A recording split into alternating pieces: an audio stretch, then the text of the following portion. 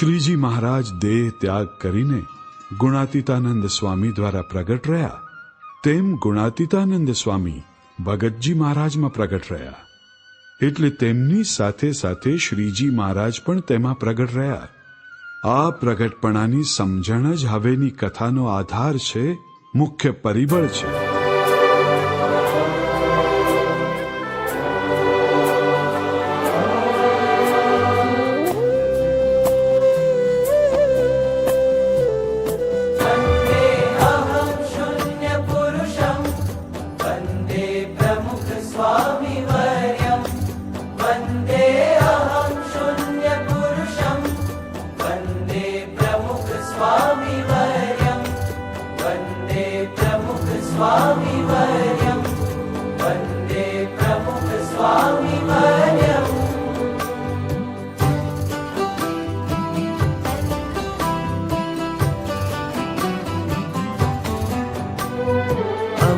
વારસો ગુણાતીતનો સતત ચાલતો આવે.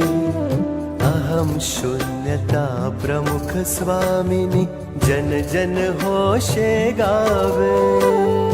અમર વારસો ગુણાતીતનો સતત ચાલતો આવે. અહમ શૂન્યતા પ્રમુખ સ્વામીની જન જન હોશે ગાવે. વંદે અહમ શૂન્ય પુરુષમ વંદે પ્રમુખ સ્વામી વર્યમ.